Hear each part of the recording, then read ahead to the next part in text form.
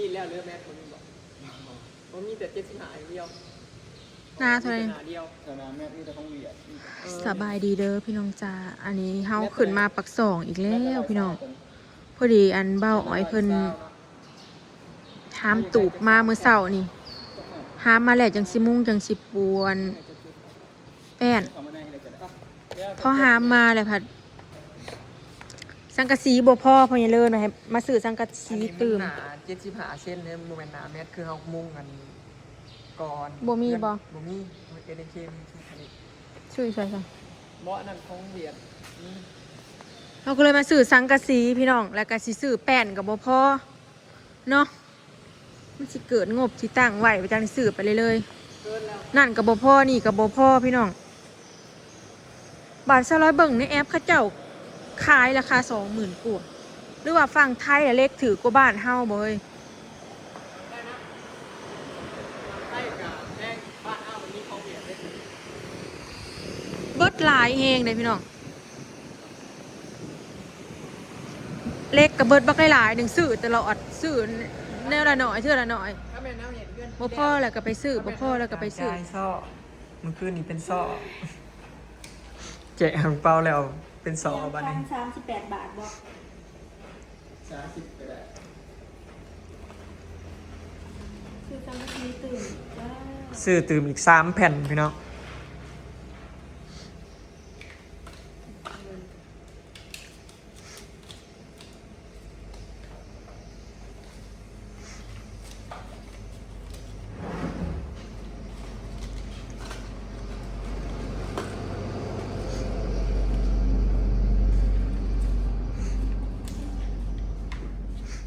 ซื้อตื่นอีก3แผ่น แม่น กับ30 บาทเนาะสิซื้อแป้งไป บ้านนี้ก็ซื้อแป้นอีก2แผ่น เอาละสิมุงเดี๋ยวได้พี่น้องเดี๋ยวสิมายกเลิกก่อสร้างถามุงเงิน หลังคา ค่ามือได้กระบวนมุงเพอเขาเจ้าบ่ได้ไปส่งอันนี้ให้ยกมันบอก ขอบข้าง ขอบขามันก็เลยมุงบ่ได้ มุ่งบ่ได้พี่น้องซ้ พอดีแว่ซื้ออัน ำแม่ เอาไปใส่ในโอนซิงซ่าเนาะ แม่ชื่อซีปองหน่อยดีกว่าอย่าลืมมันชื่อ ลูกกิ้งซื้อเทื่อละมันบ่พอแล้วก็ไปซื้อตลอดพี่น้องซื้อเลขซื้ออิหยังนั่นบ่พอนี่บ่พอก็เลยได้ไปซื้อเนาะ เล่นอะไรล่างนี่บ้าง อืม มาซื้อมาอีกแป้นไปอีกพี่น้อง2แผ่นซื้อเมื่อเดือนบุกพ่อเนี่ยซื้อเมื่อก่อน4-6แผ่นกาห้านเดียวกันพี่น้องแต่ว่าคนละสาขาเดือนที่เจ้าเอาค่อยก่อน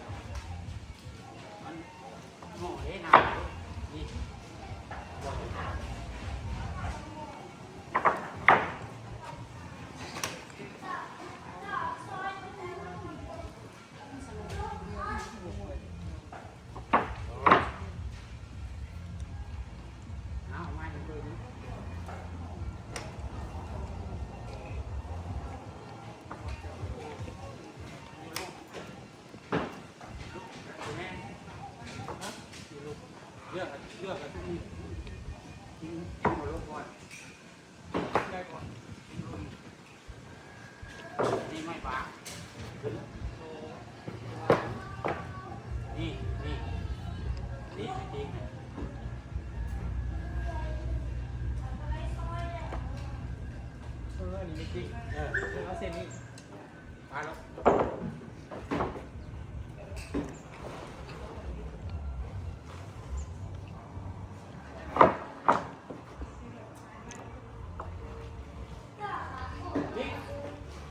เอา2แผ่นตัดครึ่งบ่ บอก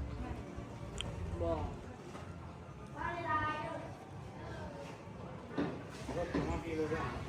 ยวครับ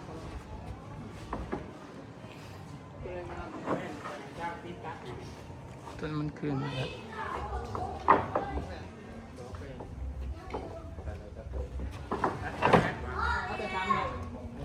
3 เมตร 10ก็ได้เสีย3 เมตร 10 เส้นก็ได้เนี่ยเดี๋ยว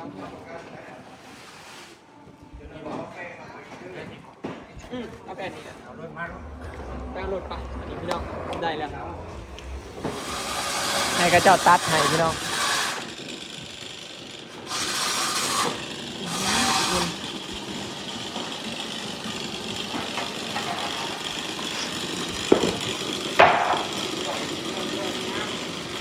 ประตูวงกบกระเจ้างามๆเลยเนี่ยอยากได้ไม้แบบนี้แล้ว อันนี้เขาไม้ซักบอกตัว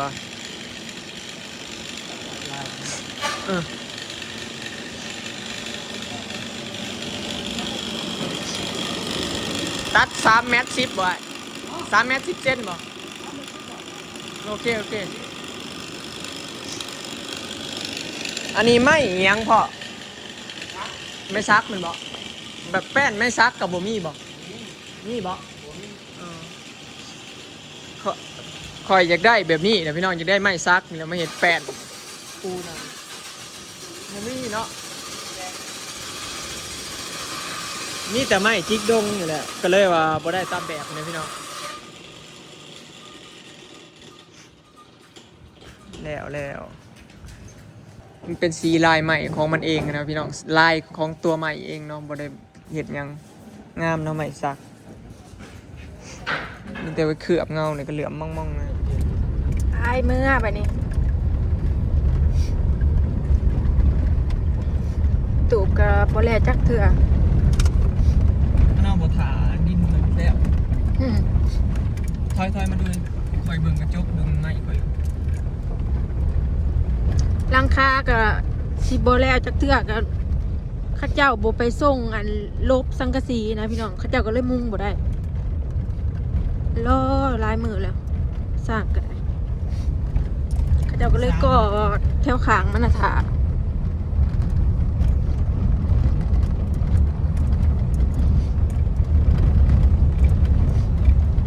ก็ได้มุ่งค่านี้คนมันสิบ่ตกบ่ยากสร้างบ่ทำงานไม่ขึ้นดูแล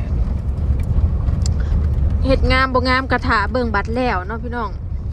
อันบ่ทันได้แล้วหัวบ่หัวกระถาเบิ่งยามฝนเนาะเอาก็ได้ยินแต่เขาว่าคักๆพี่น้อง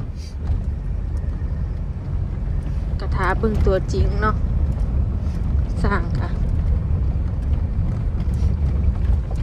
หักส่วนลายมันก็บ่ค่อยหัวดอกปี2 ปีดันพูดเงิงพุ่น เพราะคำหัวยามฝนมันก็สิเห็นเลยพอเรียกว่าสิแก้ได้เพราะเขาบ่ทันได้ใส่เพดานแต่เราก็บอกว่าเฮ็ดมาก็ยังบ่มีเงินไปหัวแล้วก็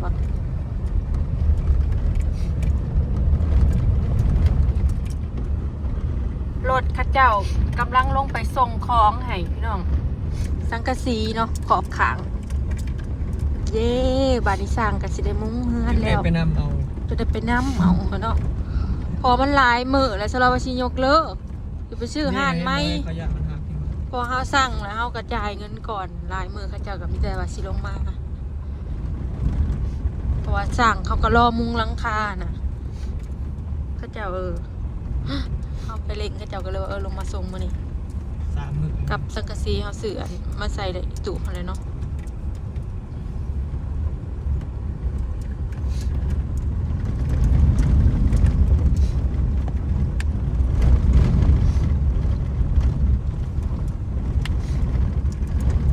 มันยาว10 เมตร ยาวแฮงจนเขาจะ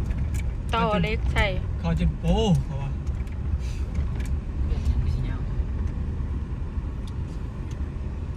หากจะเป็นหูเป็นห่างเนาะพี่น้อง ได้มุงแล้วเพื่อนข่อยว่าเด้อเอ้ยอีดินแดงขึ้นละมุ เย้ งแล้วดีใจรอมือนี้มาซัก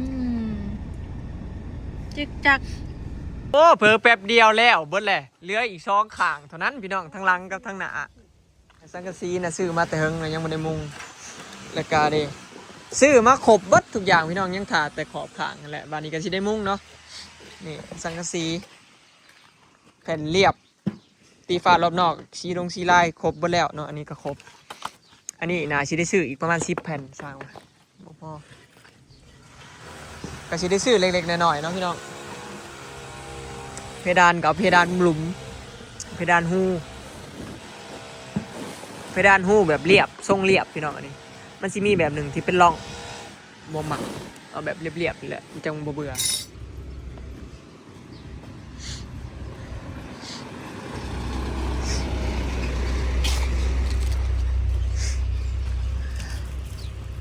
เมื่อวานนี้ได้อังเป้าพากันไปกินเลี้ยงใส่ บ่ได้ไปอ่ะ บ่ได้ไปบ่เมื่อให้เมีย เหงามัน อ๋อเมื่อยวะมันแดดเนาะใครดอกสร้างคอยสิได้มุ้งหลังคาแล้วแหละสิได้มีห่มอยู่แล้วมันเอาลงมายากพี่น้องมันยาวแฮง10 เมตร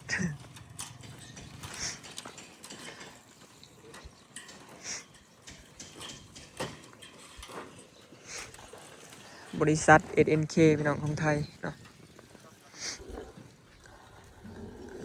ในมาตรฐานสากลอยู่ห้านเข้าเจ้านะมันมีหนากว้างสุดมีแต่75 เซนพี่น้องเหยียบล่องแล้วเหลือ75ครับมีแต่หนาเดียวบ่มีหนากว้างกว่านี้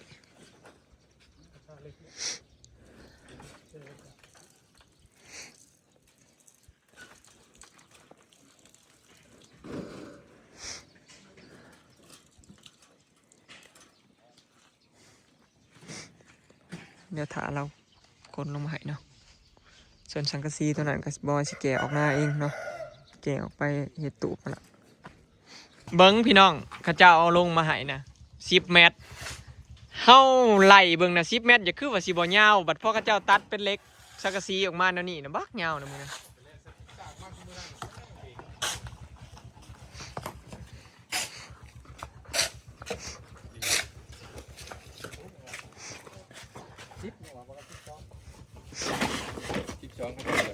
ได้แต่10มันบ่มี12แต่ตัวอันนี้มันน่ะ28 แต่12เขาจะเหยียบมันบ่ได้ เหยียบบ่ได้เครื่องมันมาตามเครื่องเลยเด้มีแต่หนาเดียวอย่างเดียวเลย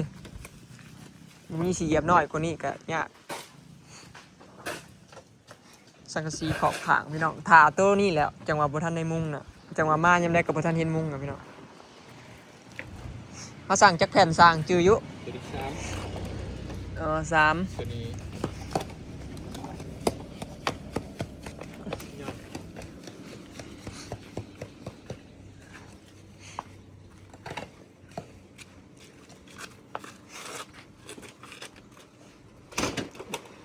เซ็กเบิ่งเด้อยาวเบิ่งก่อน10 อันพอดี10 อันตะวักได้พี่ครบยังแต่สังกะสีอันออกไปพึ่งตูบสังกะสีอยู่ตูบของพ่อ ยังอยู่ตู้อีกบ่นี่ สร้างอันพอตะเริ่นวัดให้นะเราไปวัดหนาสังกะสีอันแมตนึงเวลาเหยียบแล้วนะแมตซิปนะสังกะสีหนามันเลยเหยียบแล้วนะเหลือแมตนึงเราไปวัดเอาแมตนึงแต่ว่า SNK นะก็เจ้าฮอดแต่เหยียบแล้วนะได้ฮอดแต่75ท่านจะได้แมตนึงต้องยี่ห้อนี้ของ SNK คือ ของ ชุด พี่น้ ตั อ ว ง นี้ เวียดนามของพี่น้องเวียดนามได้อยู่แมตช์10 เส้น แมต10 เส้นเหยียบแล้วได้แมตนึงประมาณนั้นแล้วแต่ฝักเลือกใส่แต่ว่าโรงงานเขาเจ้าเห็นมาแต่อย่างเดียวบ่มีแบบหนานั่นหนานี่ มาตรฐานเลย แม่นมาตรฐานเลยแบบหนาเดียวเลย มาตรฐานตายตัวตัวนี้เนาะ บ่มีให้เลือกหนานั่นหนานี่แล้วก็สังกะสีก็มีให้เลือกแค่2 แบบยี่ห้อมี2 ยี่ห้อเท่านั้นของบุสโคปแล้วก็ยี่ห้อพันไทยมี2 ยี่ห้อเป็นบุสโคปกับพันไทยน้องว่าพันไทยของยี่ห้อนี้ความหนาเนี่ยมี3 ระดับมี120 140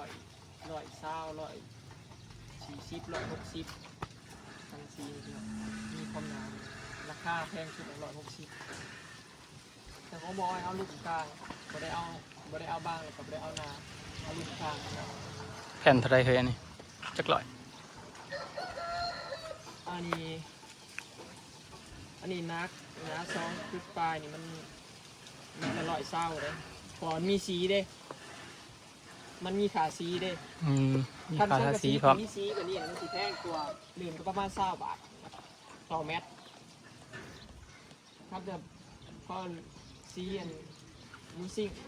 ซีลูซิ่งธรรมดานี่คือมันสิถือกว่า20 บาทลดลง20 บาทขาซีเข้า20 บาท ค่าสี ว่ง่ยๆพี่น้องต่อเม็ดประมาณนั้นนะก็คือสีครบเบิดแล้วแหละบานนี้ก็คือสีเหลือแต่ซื้อเสื้อล่าเพิ่มเนาะแต่สีเหลือแต่อย่างเดียวนี่พี่น้องคือต้องซื้อเพิ่มเนาะการไหนก็คือจำแจกๆละที่ต้องซื้ออีกลายก็คือเสื้อล่าเนาะประมาณ10 แผ่นเดี๋ยวถ้าสร้างเป็นใส่แล้วพูดแล้วว่ามันขาดจะได้มันจังใส่แล้วเนาะว่าขาดจะได้มันจังซั่วพี่น้องบ่อยากให้มันเลือนะมันเลือเพิ่นเอาไปเฮ็ดอย่างอื่นอย่างเงี้ยเอาแบบนี้พอดีเป๊ะเนาะอันสั่งมาเลือเลยครับเอาไปเฮ็ดอย่างอื่นเนี่ยเนาะเพราะว่าตูบอยู่หน้าเพราะว่าก็สั่งเฮ็ดพร้อมกันเลย เหลือมาสิขายก็บ่ได้ได้ คลายไปแล้ว อ่ะ แล้วถ่าเบิ่งเนาะคือว่าได้ครบแล้วพี่น้องเดี๋ยวสิเอาอันสังกะสีไปให้พอเทเลินมุ่งเนาะเดี๋ยวสิพาไปเบิ่งว่าเพิ่นเฮ็ดหยังมื้อบอยซื้อสีมาแล้วก็ซื้อสีขาวมาตื้มเนาะมาทาเพิ่มแล้วก็ซื้อก้อนที่มาห้อยโอนจิงซ่าเนาะถ้าพอเทเลินมุ่งแล้วบอยก็สิเอาอันจิงซ่าไปใส่เลยเนาะ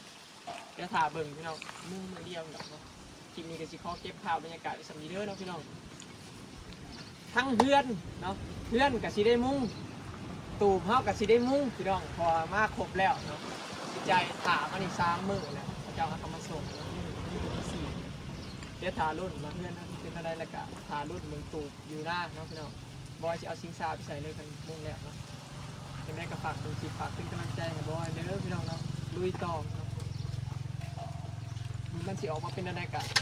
แล้วพุ่นแล้วจังสิฮู้เนาะอันนี้ฮะเอาเป็นโครงซื่อๆ ก็ได้50% น่าจะได้ประมาณ60-70%ประมาณนี้ยัง ยัง หาทิพย์เนาะเพราะว่ายังสิสาบอีกเด้แม่นแล้วก็ได้หาที่60%เนาะเพราะว่าสาบที่หน้ายังเฮิงเนาะแต่ว่ากระยาดอกคอยได้สังกะสีมะมุ่งล่ะบ่ย่านฝนล่ะไปแล้วพี่น้อง